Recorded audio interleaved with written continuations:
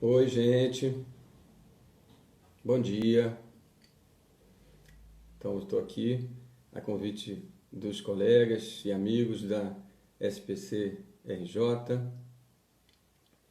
Um prazer. Agradeço a Ana Elisa Penalber, agradeço a Renata Fontanive, que trouxeram o convite mais pessoalmente, mais diretamente. A Ana Elisa, dessa vez deu, né, Ana? Funcionando. Essa live, que estão fazendo parte de uma sequência do trabalho de vocês, da SPCRJ, para mim muito bom. E vou fazer essa fala, vou prestar bastante atenção no que aparece aqui, já está desfilando coisas aqui, mas tendo a prestar mais atenção mais para o final, quando tiver mais concluído um pouco o percurso que eu pensei. Eu vou falar aqui, já virou lugar comum dizer como é estranho, né? Falar sem ver, falar para um ponto cego, essa câmerazinha, trocar o olhar dos amigos justamente na sala, as reações e também os sons, os pigarros, as tosses, ou as conversas, os cochichos, tudo isso faz parte do nosso trabalho, que é ficar ligado nos detalhes e reagir, interagir com eles. Aqui vai ser isso assim, com a presença de vocês por escrito. Mas é estranho. E é exatamente dessa estranheza que eu pensei em falar. O que é a estranheza, o que é o estranho e como essas coisas estranhas são essenciais para a prática analítica. É nesse sentido que eu quero falar com vocês um pouco. E, claro, para poder, com tudo isso, abordar essa situação, claro, de hoje, mas mais especificamente a situação do trabalho na nossa prática como psicanalistas no atendimento online. Com um ponto de câmera, ou eu me vendo, ou vendo o analisante e também me vendo. Essas coisas que a gente tem enfrentado e que estamos todos tentando, tateando, dada a situação muito especial em que nós estamos vivendo. O que eu vou falar também, queria dizer, assim como introdução, é que reverbera e traz, basicamente, acho que tudo que eu vou dizer, reflete o trabalho que a gente tem feito na Escola Brasileira de Psicanálise, especialmente Seção Rio, num seminário que a gente chama de seminário clínico, e que se intitula, nesse ano, a partir da pandemia, como a presença do analista em tempos de pandemia, ou a presença do analista, simplesmente. O que é estar presente nessa situação? Esse seminário é coordenado pelo Romildo do Rego Barros e eu mesmo, e o trabalho que nós temos feito, e nesses encontros também coordenado como convidada a Noemi Brown, nossa colega de Curitiba. Então esses dois fazem parte do que eu estou dizendo, o nosso trabalho, e também com a comunidade da EBP Rio. Então, alguma coisa disso eu apresentei em alguns lugares, alguma coisa disso eu estou tentando trazer para vocês o que a gente tem feito. Bom, vamos lá. Antes de chegar nesse ponto, eu quero chegar nessa discussão clínica. Eu acho, inclusive, que é só a partir dessa discussão que nós, analistas, temos alguma coisa, talvez, para contribuir numa discussão maior. Mas a gente não pode deixar de dizer, para começar, que não há sentido hoje a gente trabalhar sem quebrar a cabeça, ao mesmo tempo, para pensar em como e de que maneira o nosso trabalho, o nosso jeito de ver as coisas, digamos, o jeito freudiano, então da prática freudiana de ver as coisas, pode participar de uma ação coletiva ou qualquer coisa no sentido de uma mudança concreta da situação do país. Quando eu digo que a gente tem que quebrar a cabeça, não porque a gente teria uma contribuição válida. Realmente eu não sei se os analistas têm uma contribuição especial ou não. Mas é porque temos que quebrar a cabeça, porque é uma necessidade vital. Dizendo assim, tentando já dizer logo a coisa, do jeito mais forte que eu puder, a gente está vivendo hoje o quanto, a gente está vivendo e sentindo o quanto a morte faz parte do laço social em que a gente vivia e ainda vive. A gente sabe que, desde Freud, Totem e Tabu, ele já marca que o pacto, o contrato social, o laço entre o que ele chama os irmãos da horda primitiva, ele imagina essa horda primitiva, né? E imagina que tudo começa com assassinato. Assassinato de uma espécie de líder ditatorial. Ele chamou de pai, mas em tempos de pai meio fora de cena, a gente pode chamar simplesmente disso, do chefe do clã.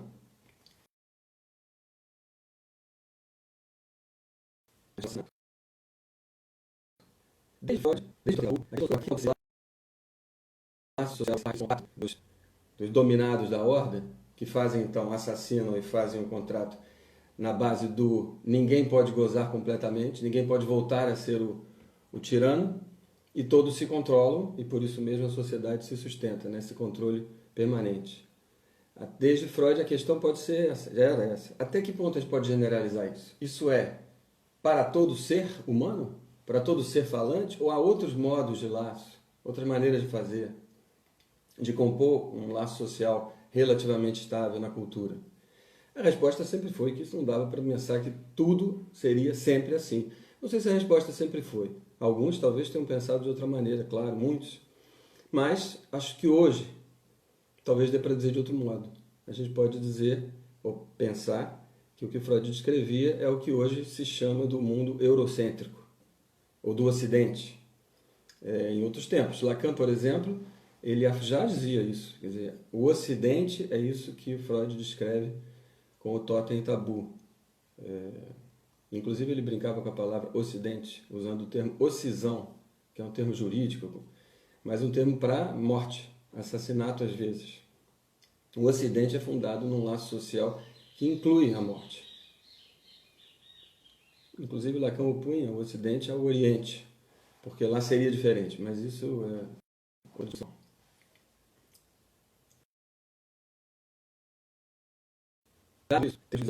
Uma unificação desse tempo, especialmente forte. Eu estou vendo aqui que alguém dizendo que está travando. Eu espero que não esteja travando. Vamos lá. Vou perguntar aqui para a Renata. Renata? Bom, pergunto aqui, ela me diz no WhatsApp, que no WhatsApp fica mais fácil de ver. Bom, continuo. Hoje as coisas são mais pesadas. Se desde Freud já havia a morte no centro, hoje a gente diria que estaria num tempo bem mais hard nesse sentido. E para isso eu uso... está travando. Está travando. Será que seria a minha internet? Eu estava bem de internet aqui. Estou bem de internet.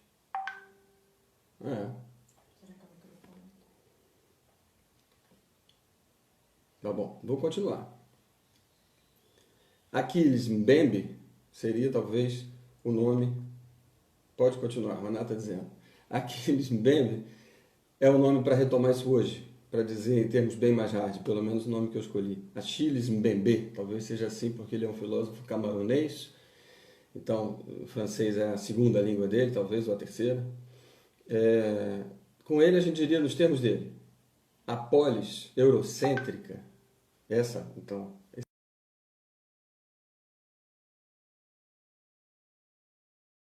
esse laço saúde, eu acho que já trabalhei com isso, mas eu vou, sem saber bem, aos pouquinhos. Necropolítica que eu podia definir assim, todo um mundo de gente de fora e deixada morrer fora, para retomar a definição do Foucault como ele retorna da biopolítica, deixada sistematicamente morrer, caso não sejam ou não possam ser consumidores. A gente podia chamar isso de a necrópole do capital. E não é difícil. Não é difícil a gente saber dessas pessoas. É só, por exemplo, imaginar os barcos de imigrantes no Mediterrâneo deixados morrer, quando cada país sabe que eles vão provavelmente naufragar e nenhum país abre as portas para receber. Tem vários episódios disso nos últimos tempos. Tem até o episódio do barco que ia chegando na Grécia e a guarda costeira vai lá e fura, faz o barco afundar. Então, isso aí já fica mais... altera um pouco o argumento. O argumento é mais... a gente esquece dessas pessoas. E é preciso esquecer que essas pessoas estão sendo tratadas como massa para morrer. Não vou desenvolver isso mais, porque vou acabar não conseguindo chegar onde eu quero, que é onde a gente tem mais segurança, né? Não é nessa descrição, que é onde mais o que a gente faz no dia a dia. Mas, ao mesmo tempo, a gente precisa marcar que nós estamos nesse espaço e que essa necrópole do capital, até um certo tempo, até um certo ponto, inclusive hoje, na nossa vida mesmo, a gente podia fazer como se não acontecesse. É só a gente ficar no condomínio e esquecer da maré. É só a gente ficar no seu primeiro mundo e esquecer os imigrantes, esquecê-los no Mediterrâneo. Só que nós estamos vivendo um pouco mais do que isso, uma espécie de versão paranoica dessa necrópole, porque há uma recrudescência dos nacionalismos paranoicos quase no mundo todo e muito especialmente no Brasil, na sua forma bastante abominável atual. Os nacionalismos paranoicos transformam essa massa, tomam essa massa indiscriminada, que antigamente chamava de descamisados, ou essa massa deixada à morte, entregue à própria sorte. Eu vou mudar o microfone, porque eu estou vendo que tem um problema no microfone. Pronto, vamos ver se agora vai. Essa massa deixada à morte, ela, na versão paranoica, ela se torna o inimigo. No nosso caso, claríssimo. Não são só os idosos que podem ser deixados morrer, ou mesmo os negros da periferia, mas sim a esquerda, o STF, os traidores, o inimigo da vez, sempre em luta constante contra um inimigo. Então é uma associação entre a paranoia e a necropolítica do capital. Com a pandemia, as coisas ficam diferentes, né? Tudo parece diferente. Tem um abalo nesse sistema. Pode-se sempre ter fé. Pode-se sempre apelar para a paranoia. Pode-se eleger a China como monstro, por exemplo. Isso seria parar na China. É só entrar no Facebook ou no Instagram de quem é dos bolsominions que a gente vê como a paranoia está ali no ar. A rede favorece isso. A China como produtor do vírus. O Trump e também tentou o seu genérico abominável nacional. Mas funciona mal isso. Funciona mal para eles, o que até é uma vantagem. Se o ministro da Educação, que não tem nada de educação, cai, é porque tem alguma coisa que perturba essa paranoia. A gente poderia dizer assim, é muito difícil a gente colocar mais intenções no vírus, né? O vírus não quer nada, o vírus não tem vida. Aliás, se discute se ele tem vida, né? Ele não quer muita coisa. Ele só se reproduz, segundo algumas leis. Então, é uma ameaça que não é completamente aleatória, pode se viver como completamente aleatória, sabe? Como, por exemplo, um tsunami. E mesmo um tsunami, a gente pode dizer que é um castigo divino. A gente sempre pode encontrar uma versão meio dar sentido para o outro, uma versão assim que eu estou chamando de paranoica. Com o vírus é difícil. É um real desumano, mas relativamente previsível, que disseminado em escala global mudou nossas vidas para sempre. A gente estava mais habituado a esse modo coletivo, alguns modos coletivos de se lidar com as loucuras da vida, com o absurdo da vida. Por exemplo, a religião, a fé no pai, a tradição patriarcal, ou especialmente pela paranoia por aqui. Agora, controle estatístico de população, a ciência ganha um lugar, mesmo aqui. Os terroristas quase estão no poder, mesmo ali eles tiveram que fazer face a isso.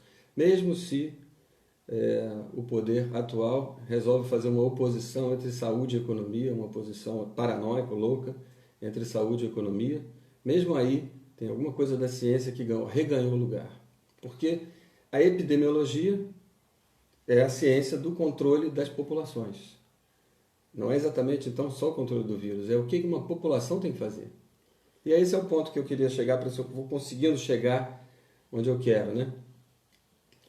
Tudo coloca em jogo o corpo. Então, nesse desenho que eu tentei fazer com Bembe, Freud, um pouco Lacan, no final das contas, a gente tem um controle dos corpos, a partir da ciência, pela epidemiologia, como maneira de fazer face a esse vírus desumano, mas sem desejo, não é uma guerra. Então, como fazer face a isso, imponderável do que pode acontecer? Controle dos lugares, dos espaços, dos corpos.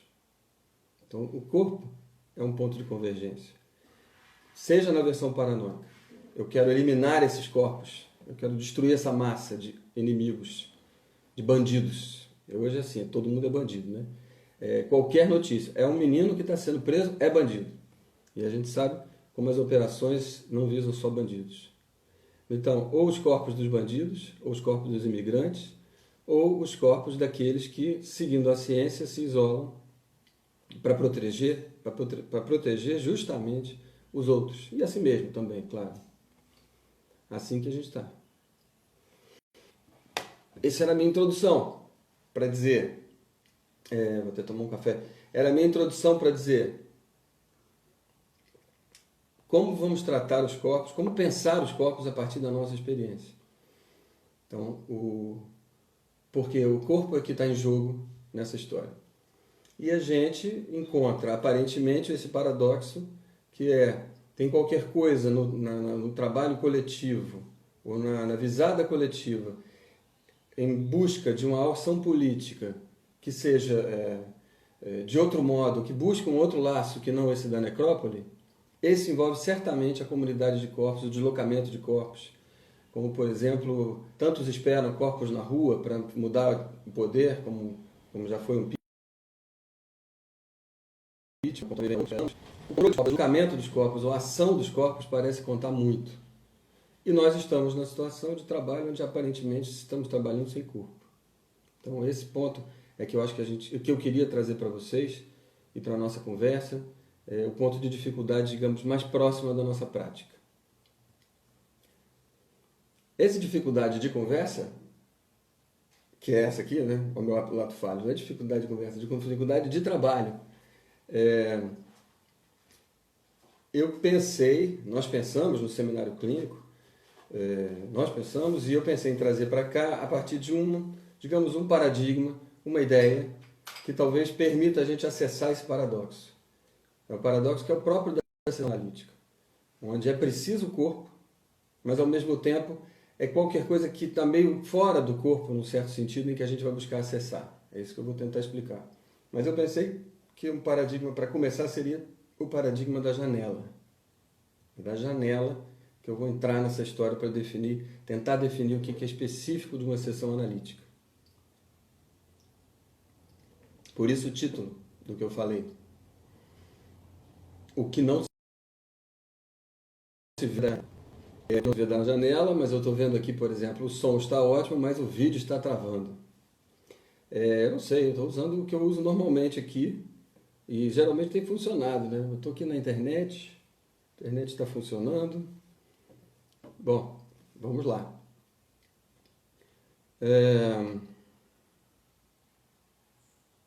Alguém aqui, Maria, me escrevendo, não está travando aqui, ainda bem. Bom, tomara que não seja do meu, então. Então, janela. Esse é o título, o que não se vê da janela, mas antes mesmo, o que eu estou querendo chamar de paradigma da janela.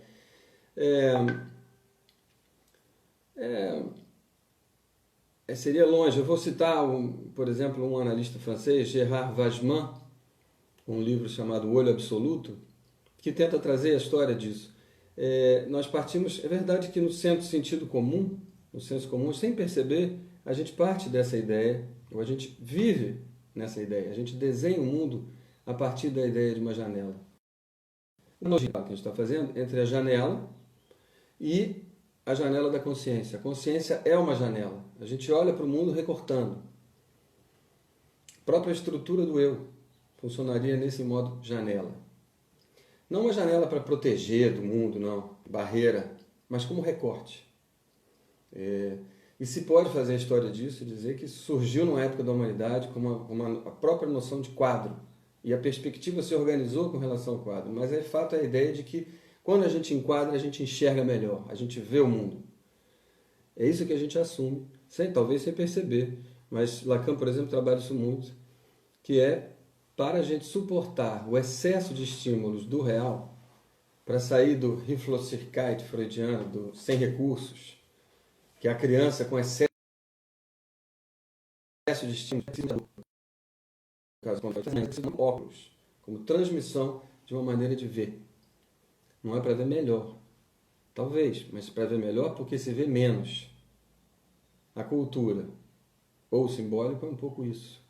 É um enquadre que vai nos permitir ver coisas, colocar algumas sob foco, outras se perdem fora da cena. Então, a janela é o modelo concreto no mundo para a gente aprender alguma coisa da nossa própria realidade psíquica, que se instituiria assim. E não é à toa que a gente importa tanto para a gente o setting, o holding. A gente fala em contorno, dar contorno para alguns que se perderam, estão justamente nesse excesso, perderam a função de filtro da consciência. A gente diz também que a estruturação da fantasia e da realidade psíquica está esgarçada. Então a gente se preocupa com isso, com o que vai estabilizar o que está dentro e está fora. E aqui na minha metáfora, com o que se vê e com o que não se vê. É preciso não ver um pouco. Uma frase do Guimarães Rosa que é ótima: o pior cego é aquele que quer ver. É exatamente nesse jogo. É preciso um pouco de cegueira. Isso, tá? Nesse ponto de vista, se a gente assume esse paradigma, essa ideia de que a gente precisa de uma diferença que a gente vê, é ótimo, nos ajuda muito, e a gente teria a ideia de que o psicanalista, o que ele quer é ver o que não se vê da janela. Se a consciência é uma janela, o inconsciente é o que justamente está escondido e que nessa máquina de leitura do mundo fica de fora. Então é isso que nos interessa. É verdade, mas é metade verdade.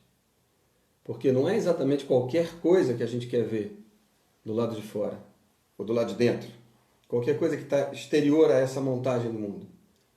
Não, a gente quer ver coisas específicas.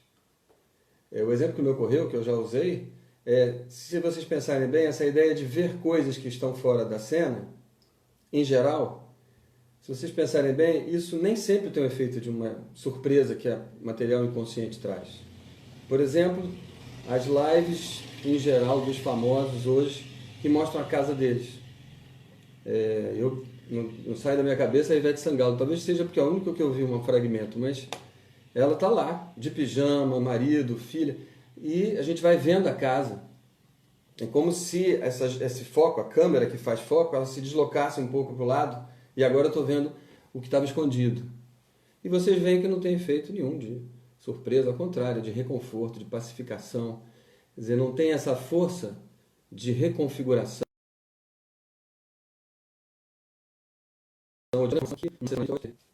Não exatamente apenas pelos segredos, ou pelo que é privado.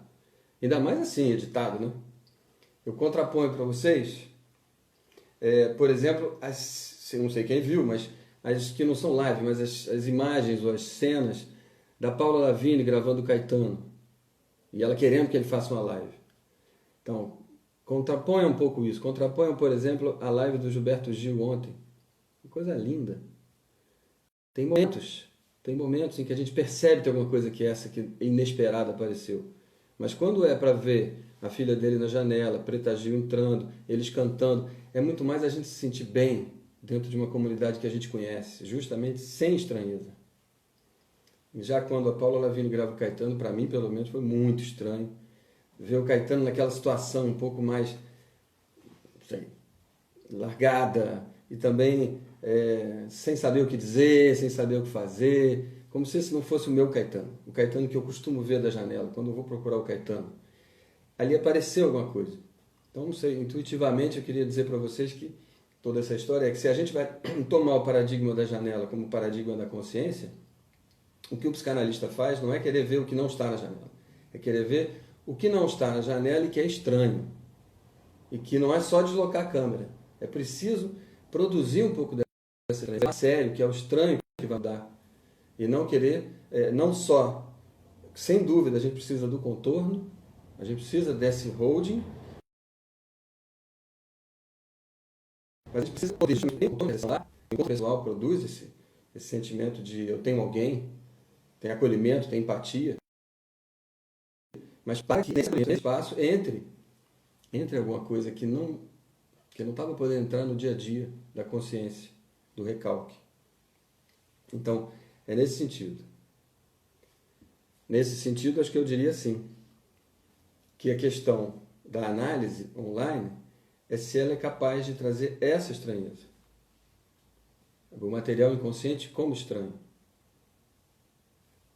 Claro que a gente, bom, sobre análise online, então estou entrando nesse tema, sobre o que é análise usando tecnologias de presença à distância, a gente pode chamar assim, né? Tecnologias que tentam trazer a presença sem o corpo concreto. Trazem, por exemplo, a imagem do corpo, como eu estou aqui, ou trazem o som, a fala, a voz, a entonação. Então, como seria a análise aí? Eu teria como hipótese para a nossa discussão isso. A questão na nossa discussão é como fazer para que seja possível, nesse encontro, por exemplo, pela câmera, essa estranheza se apresente. Como a gente pode fazer o analisante encontrar o seu Caetano da Paula Lavigne, e não o Caetano da gente. É claro que a gente pode ver e encontrar isso de várias maneiras, mas seria isso. A sessão analítica, mas a gente tem que assumir então que a sessão analítica é o lugar de um encontro com o estranho em nós. Não é o lugar do encontro com coisas que eu não sabia de mim. O que eu já sabia, mas esqueci. São as coisas que eu sabia, mas esqueci, que, por exemplo, podem estar no sótão, no porão, mas aquelas que eu falo, o que é isso? Isso está em mim, mas não sou eu. Algo assim. Esse tipo de objeto é que leva à reconfiguração do eu, da realidade, da janela.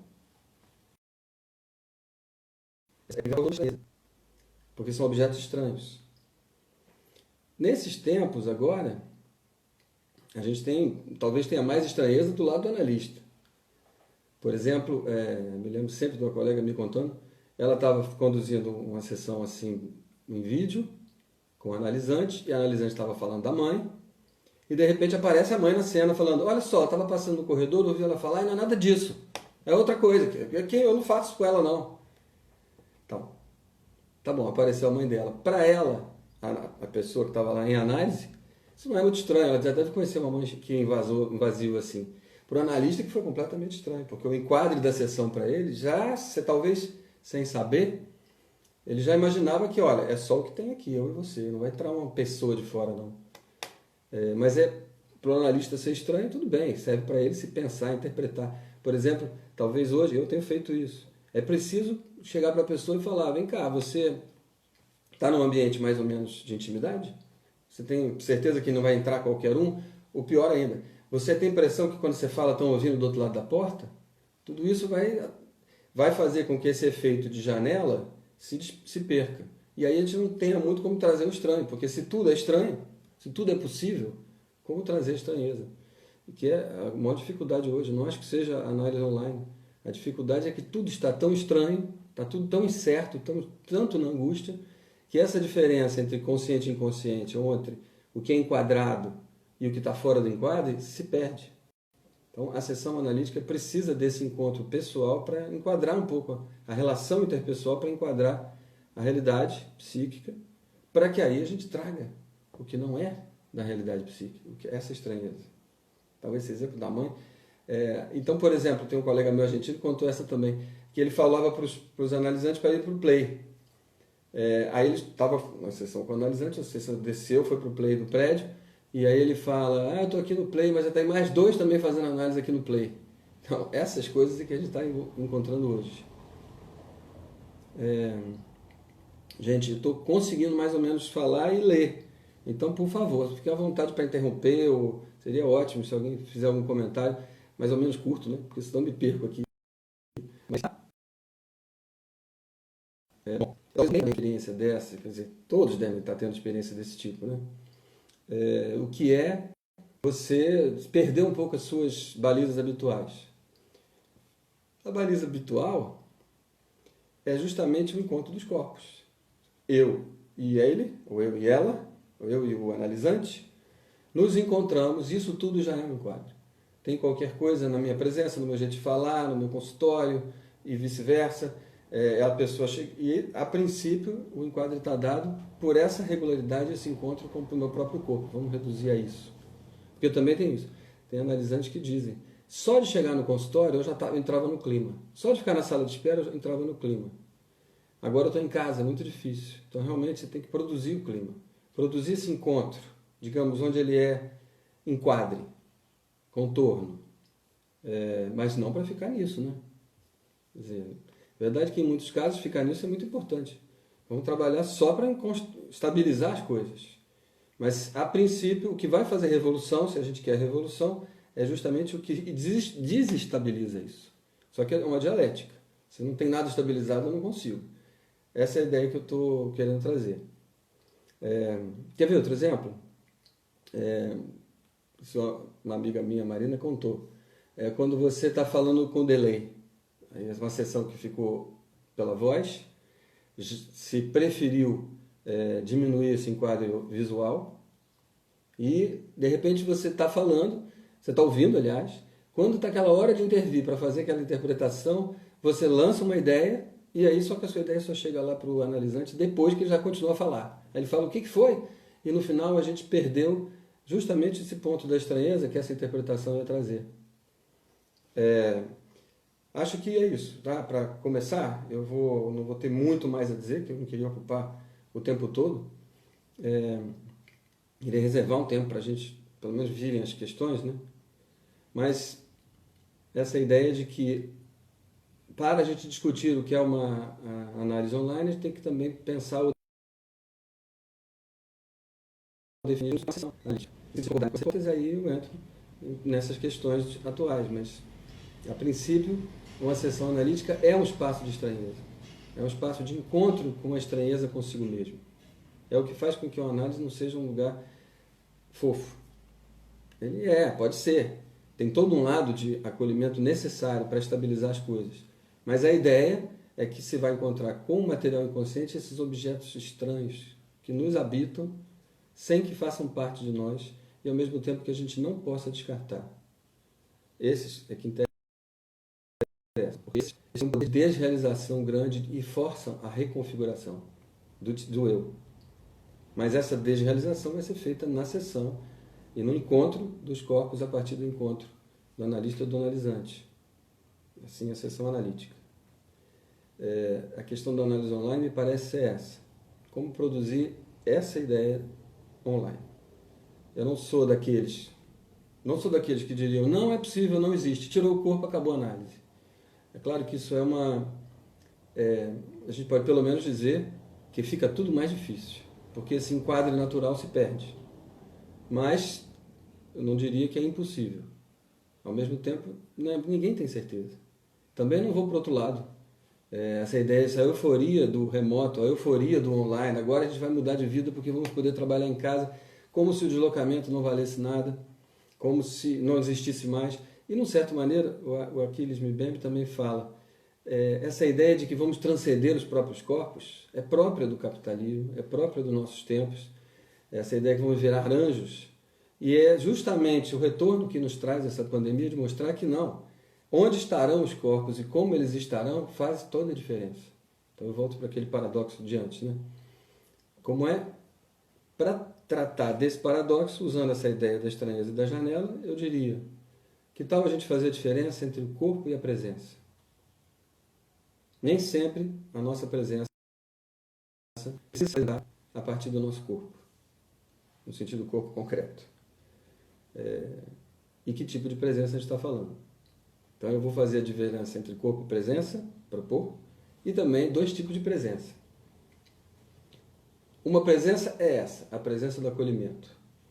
E também muito esquematicamente, eu vou propor a vocês só para a gente pegar isso intuitivamente, porque na vida real tudo se mistura, né? Mas digamos que a presença imaginária, o visual, é a presença do contorno, a presença da estabilidade. Eu me olho no espelho de manhã e digo, eu sou eu. Eu olho meu analista, ele está mais ou menos o que ele é. Essa presença é a presença, que eu chamaria de imaginária, é a presença que estabiliza, a presença que acalma, a presença que dá enquadre. Essa é a presença que faz a realidade estar. A presença da janela. Porque, é claro, né, quando eu vejo alguém, eu não estou vendo ali todo, eu estou vendo só aquilo que eu estou acostumado a ver, é isso mesmo que eu quero. Então, a janela, o efeito janela se dá pela presença imaginária do analista. Imaginário, lembrando que para Lacan, imaginário não é imaginação, não é coisa vaga. Imaginário é isso, o que eu vejo concretamente. Por exemplo, o currículo é imaginário. Tudo que eu sei do meu analista, ou eu sei do meu amigo, ou sei do meu amor, tudo que eu sei posso dizer que são características queridas ou conhecidas, é essa listagem que eu estou chamando da presença como é a presença que conforta. É a presença do acolhimento, que a gente diria, ou da empatia. A empatia não é você encontrar coisas absurdas, assustadoras do outro. A empatia é você poder fazer com aquilo que você vê e poder ser parecido, semelhante. Agora a gente tem que falar da outra presença. Foi essa, que é a presença do estranho. Eu tentei trazer com a ideia da estranheza, que é uma noção muito freudiana. O exemplo maior do Freud, conhecido, é ele está andando no vagão do trem, ele vai andando na vidraça de uma porta lá, ele vai vendo um senhor antipático chegando perto dele. Quando ele vai cruzar com o senhor antipático, ele vê que é ele mesmo. A estranheza toda dessa cena e essa antipatia que ele encontra nele mesmo. Isso é o que eu quero dizer, objetos estranhos que a gente vai encontrar numa sessão. Ele não ia ver essa antipatia se ele só olhasse para a presença dele, do espelho, e dissesse, ah, sou eu, desde o começo. Ele viu de outro modo. Ele olhou para ele como Caetano da Paula Lavigne. E nisso ele encontra alguma coisa. Isso é que eu acho que é o forte de uma sessão. Que não deixa ela ser fofa e também não precisa ser assim em todas as sessões, né? Mas que isso aconteça de vez em quando. Então, como produzir, como estar nesse modo de presença sem contar com o encontro dos corpos? Uma das coisas que eu faço é isso. Primeiro, o modo de presença. Primeiro, conquistar uma espécie de espaço. A gente agora vê a casa dos outros, né? Então eu vou lá, olho também, quero saber. E, sei lá, falo da minha também. Ó, vocês estão vendo os quadros ali. Tá? Isso tudo cria, talvez, lembrando que o que importa é outro. Então a gente poderia esquematicamente dizer que tem uma presença que é pela imagem e uma outra presença. E essa aparece muito, essa aqui, a estranha, ela vai se materializar muito na voz. Por isso aqui, em situações, em analisantes, sei lá, já conhecidos e que a coisa... Eu faço assim, tenho feito assim, em que a coisa está mais ou menos estável, a gente se conhece. Vamos para a sessão só áudio. Agora, começar uma análise, e também isso é uma questão para agora, né? Talvez as presenciais voltem a ser assim, mas tem alguma coisa no online que fica, que é o áudio, com a ideia de uma presença estranha. No áudio, tudo é mais estranho. Só no áudio, quando você apaga o visual. Que, aliás, é apenas uma reprodução do que Freud inventou com o divã, né? No divã você apaga o visual. A pessoa fica vendo lá, sei lá, a janela ou os livros. Até tinha uma época, analistas mais ortodoxos dizendo que o consultório tem que ser branco ou cinza, para a pessoa não ver nada. Sim, porque se ela vê os livros que eu leio, ela já começa a ficar na base dessa presença do imaginário e a gente perde a possibilidade da estranheza. Então, colocar no divã é um pouco convocar a uma relação com a presença do analista, que é a presença vocal, a presença sonora. Em geral, na presença sonora as coisas são mais estranhas. Em geral. Já tem horror de ver a coisa horrorosa, mas também tem a voz, sempre aquela voz que chama, aquele barulho que acontece embaixo na casa mal assombrada e que a gente não sabe por que ela é melhor ficar quieta, mas é porque aquela coisa não deixa você, aquela presença vocal, ela te estranha, te perturba, te leva a mexer. Então, muito esquematicamente, a gente podia dizer, talvez sim, talvez a presença nesses tempos, ela possa vir, essa presença estranha, mais do lado do áudio e menos do lado do visual. Eu, pelo menos, tenho experimentado um pouco isso, entre áudio e visual, e quase sempre apostando no áudio. É quando coisas acontecem desse tipo, barulhos estranhos, sons estranhos. Mas lembre que eu estou dizendo isso tudo, quer dizer, a ideia não é só que a gente tenha implementar uma estranheza, não é isso? É que se a presença do analista ela aqui nessa estranheza, isso vai convocar os objetos estranhos do inconsciente. A gente está chegando no tema da transferência, que é difícil, mas se a transferência entre dois amigos, amigos tipicamente gênero masculino que saem para jogar futebol toda semana, não tem surpresa. Eles vão justamente para não encontrar surpresa. Quando você está nessa presença do amigo, ou na presença do espelho, do imaginário, não tem presença, no sentido da surpresa. Então, essa presença que a gente vai buscar favorecer numa sessão, num encontro analítico, é ela que convoca os objetos também estranhos, que estão no inconsciente do analisante. Não é assim mágica, mas a transferência como espaço de encontro com alguém que é muito íntimo e muito desconhecido, o analista. Esse que faz tanta gente reclamar do analista como frio, morto, Freud fumando seu charuto, mas não é essa a ideia. É que realmente tem... Agora, tem uma verdade. O analista pode ser quente, pode ser amigo, inclusive o Paul Rosen, por exemplo, já demonstrou várias vezes que o Freud não era nada frio, aquilo era um jeito de tirar foto da época. Mas tem uma verdade, que é o analista, ele busca alguma coisa estranha em você, e até por buscar isso, ele também fica estranho. A presença da voz dele, por exemplo, sem o visual, quando a gente coloca no divã de costas. Mas mesmo quando é a sessão de frente, ele está querendo alguma coisa que ele sabe que virá, porque ele experimentou na análise dele, que essas coisas estranhas que vêm valem a pena. E isso faz com que seja um encontro um pouco estranho já. E isso faz com que, quando ele pergunta, me fale da sua infância, em vez de você falar tudo que você já sabe, você fala um pouco aquilo que você não sabia que sabia. Essa é um pouco a ideia, como a transferência é necessária para a produção da interpretação do material. E nesses casos a gente tem que falar disso.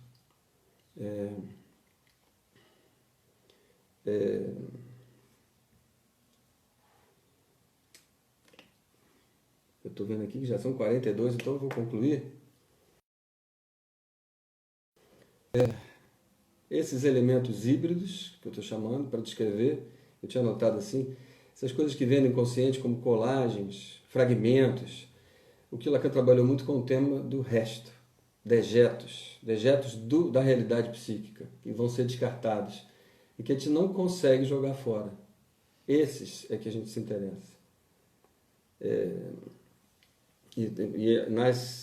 Ao mesmo tempo, a gente diz que não pode haver análise.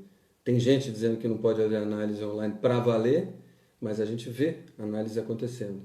Eu acho que a gente não tem que apostar em nenhum nem outro. Como é que fica o desejo do analista no ambiente virtual? É isso aí. Ué, eu diria em cima do que eu estou dizendo. Jorge falou. O desejo do analista é um nome lacaniano para esse desejo de estranheza. Eu diria assim. O desejo do analista, por exemplo, é isso que eu tentei marcar com a presença vocal do analista. O desejo do analista não é que ele queira alguma coisa específica, isso em termos de Lacan seria demanda. É a presença dele querendo isso que ele já encontrou na análise dele, mas que agora ele quer encontrar aqui, que são esses objetos estranhos. Então, nesse sentido, é isso. Em termos de lacanês, quem move uma análise, quem produz a surpresa é o desejo do analista, desde que o desejo do analista a gente entenda dessa forma. Não é um analista que deseja o melhor, ou não é um analista que deseja o pior.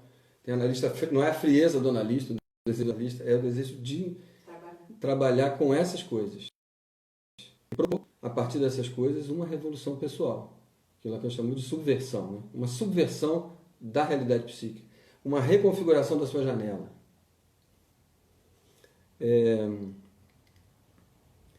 O virtual é uma ferramenta que está se mostrando viável em sua estranheza. Eu acho que sim, né? Acho que a Maria Corrêa está dizendo isso. Parece que sim, é uma ferramenta entre outras. Na prática, realmente, as coisas vão mudar.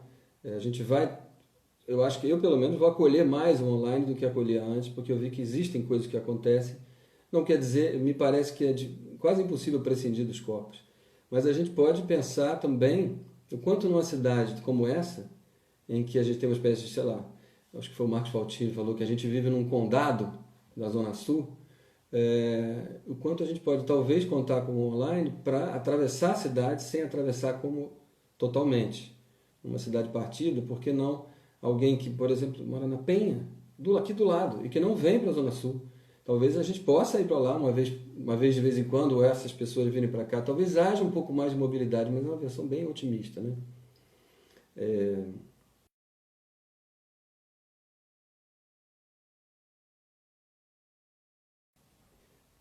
Acho que a partir da presença que causa estranheza, da presença que subverte, do encontro, porque não é só o analista, do encontro em nós mesmos, dessa presença subversiva, do material em nós mesmos. Então, apostar nessa subversão de coisas estranhas, que proposta a gente teria para o mundo, para essa nossa cidade? Uma é essa mesmo, já falei, por exemplo, que haja análise, que a análise sobreviva a nós, como diz o Freud, para que ela continue provocando essa estranheza. Isso é muito lateral, isso não é comum. Eu quero continuar esse meu raciocínio para concluir, mas eu estou vendo aqui uma questão. Jorge, você recebe novos analisantes, recebeu, acho, entrevistas preliminares nesse formato? Olha, aconteceu agora, nesse tempo, mas eu não tenho isso como ideia, não. A minha ideia, eu acho que é muito difícil você começar a fazer esse trabalho de buscar a subversão sem ter já estabilizado, ou sem pensar que é possível estabilizar esse encontro. Eu acho que isso é preciso o corpo a corpo. Mas, eu diria de outra maneira, eu não contemplo a ideia de uma análise que não tem encontro presencial. Que não tem, nem no começo, nem no meio, nem no fim. Mas que haja um jogo entre presencial e online, acho que é cada vez mais possível. Eu lembro da história também, num congresso, isso, um colega do meu lado, lá na Colômbia, falando, ela recebeu um sujeito de outro país, que escreveu para ela, eu quero fazer análise online, eu estou aqui nesse país, eu quero que seja alguém distante, deu as razões dele, e ela começou a atender, ele pagava um cartão de crédito, e ela nem sabia nada. E aos poucos o tempo foi passando e ele foi surtando. Um esquizofrênico entrou em surto e ela não sabia o telefone dele, não conhecia o vizinho dele, nada, se desesperou nessa relação, porque ela não tinha acesso ao corpo dele. A gente pode dizer, talvez se ela tivesse feito todo um trabalho em volta de, sei lá, de acesso à vida e à vizinhança dele, talvez tivesse sido possível. Tudo isso a gente vai ter que pensar. Mas eu não me arrisco a entrar nessa, porque agora nós podemos ser seres sem corpo. Tem sido viável, tem recebido novos analisantes nesse momento. Mas só para chegar na minha ideia de proposta. Bom, a proposta é essa, que haja análise. E que nisso a gente esteja preservando, nessa civilização que só quer pão, pão, queijo, queijo, ou então mata, a gente esteja preservando a ideia de que as coisas podem não ser o que elas são. Estranheza. Estranheza na civilização. Porque a estranheza, essa força da estranheza como subversão, ela precisa de toda uma série de condições, como a gente viu. Se você só funciona na base do ou é amigo ou é inimigo, já era estranheza. Então não há estranheza na paranoia. Então é todo um problema no governo paranoico que a gente tem. Mas talvez tentando um pouco mais, eu pensei nisso para o seminário clínico, para seminário na escola brasileira, talvez a gente pudesse dizer assim, a gente pode também escolher uma realidade. Uma realidade, sabe, a gente tem uma proposta de qual é a realidade que a gente quer. São muitas realidades e a gente viu que o nosso trabalho é desrealizar um pouco a realidade de cada um. Então é difícil a gente ter uma proposta concreta. Por isso que, sabe, os analistas se enrolam, eu me enrolo, todos nos enrolamos na hora de tomar posição pública. É claro que a gente tem que tomar posição, mas a gente acaba tomando como cidadão. Sabe, quando a gente coloca o pela democracia, a gente está sendo cidadão. O juiz pela democracia é o juiz que ao mesmo tempo quer a democracia. E o analista pela democracia. Em que sentido ele quer a democracia? Então, falta uma proposta um pouco mais concreta de qual é a realidade. Não é uma utopia, mas qual é a realidade que a gente tem a propor. E que tal dizer assim, qual é esse comum que possa nos apoiar? Um nós que nos reúna? Para mim seria uma coisa assim, que onde quer que a gente viva, que a nossa comunidade, que o nosso laço social da nossa cidade, do nosso país, seja possível que o humano possa ser tomado como podendo ser outra coisa do que ele é. Que uma identidade possa ser outra também, e não só aquela. Que eu não tenha que me fixar numa identidade, o que também vai contra um pouco os identitarismos americanos, né? Mas propor que uma realidade não seja paranoica da fixação do amigo e do inimigo, mas também não tanto de uma identidade rígida. E que a gente possa se estranhar. Uma realidade, então, em que as coisas possam ser outras do que elas são. Não é buscar uma realidade alternativa, onde vamos para outro lugar. Não, isso é sempre um pouco utópico.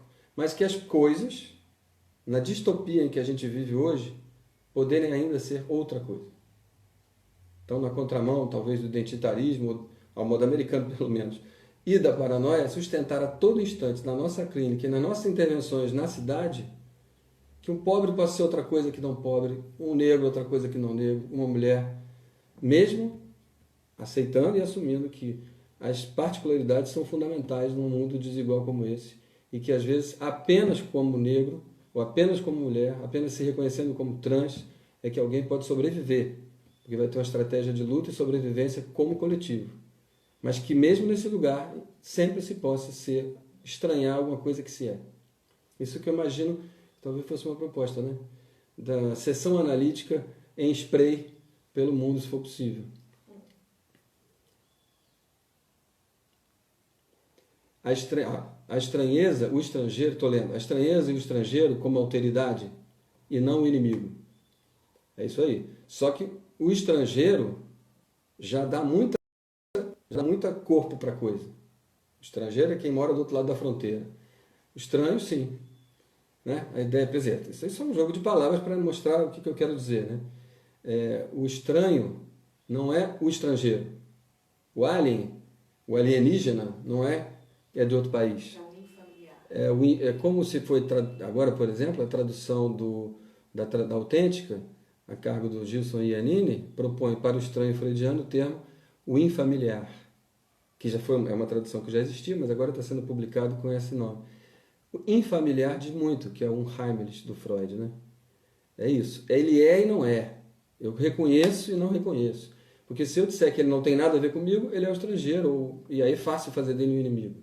E tem alguma coisa, mas eu não sei dizer bem aqui. Agora, a proposta é que, quando eu vir um estrangeiro, eu possa assumir que tem alguma coisa nele que sou eu, não é. Porque também a proposta é somos todos irmãos, todos temos a mesma coisa, essa caiu. Que era muito bom, quando a gente tinha o mundo dos direitos humanos como um universal. O humano é de todos os humanos. Direito à vida, direito à saúde, é de todos os humanos. Muito tristemente, não é mais no nosso mundo. Os direitos humanos hoje, por exemplo, é o nome de um grupo. Para uma certa população, direitos humanos são pessoas, que inclusive merecem morrer. No tempo que os direitos humanos tinham uma legitimidade de universalidade, isso não aconteceria. A empresa, a dona Lita também é presente, não? Eu acho que é isso que eu queria dizer. Se a gente consegue presentificar alguma estranheza, isso vai favorecer o trabalho do inconsciente. Se a gente desmonta a estranheza, assim, sei lá, essas coisas, né? Que a gente faz quando a gente está na base do preciso se entender com o outro. Se a gente fica só nesse plano, é difícil que nesse encontro apareça a estranheza. Então, por exemplo, a minha ideia prática é essa. Pela voz aparece muito mais essa estranheza. Os elementos sonoros, mas varia. A voz também serve para você fazer comunhão. Um caso que eu contei foi de Bom, já são 10h53, eu acho que eu tenho que encerrar, né? Alguém me responde, deixa eu ver, Renato. A gente encerra 10h53, faltam 5 minutos aí. Bom, então acho que é para despedidas. Só ia contar que alguém estava no fora Bolsonaro, gritando fora Bolsonaro, de repente estranhou o vizinho porque ele gritava muito violentamente. Você vê que às vezes a estranheza aparece dentro da comunhão. É só um tom de voz, ela falou, não, isso está muito estranho. E a partir daí uma sequência de pensamentos vem, em associação livre, a partir da estranheza do vizinho, e nisso é que vem a estranheza de material para a sessão. Né? Bom, eu quero poder estar com vocês presencialmente no próxima jornada, se houver, quando houver, porque também tem isso, a gente não sabe quando a gente vai encontrar de novo essa alegria que dá a junção de corpos juntos e que dão esse sentimento de fazer parte de alguma coisa. Então, a internet encerra por você. Muito obrigado. Então, eu acho que eu vou desligar, né? E agradeço muito. Olha, eu estou vendo aqui, ótimo encontro. Obrigado, gente. Obrigado.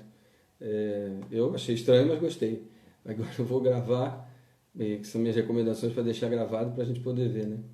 Mas quem sabe um dia vamos estar juntos assim, nesse momento de encontro mais do enquadre coletivo que permita que a gente possa sustentar essa luta ou essa busca da realidade como uma coisa que seja outra e que não, mas na própria realidade, não é alternativa, na nossa realidade que a estranheza possa aparecer. Obrigado, gente. E agora como é que desliga? Pode desligar. Ah, eu não desligo? Eu tenho que esperar, exatamente. É isso, Renata?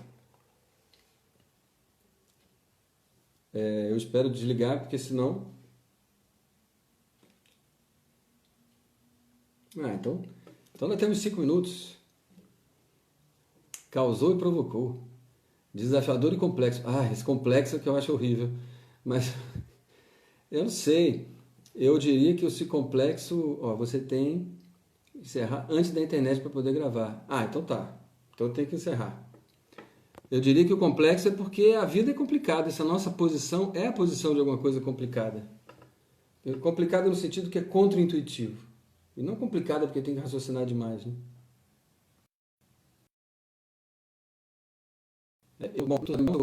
Aqui a tela, tem o ao vivo. Eu clico no ao vivo.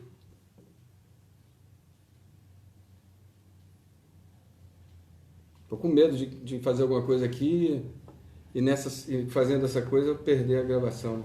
Renata está escrevendo. Você tem que encerrar na internet, muito bom. Isso. A Elizabeth trazendo o conceito de matriz ativa do André Green. Só vou deixar aqui no registro. Vou clicar no mesmo botão que você ligou, mas ele não aparece. Bom, aqui está encerrar, claro. Gente, agora eu achei. Tá bom? Então tá. Um abraço para vocês.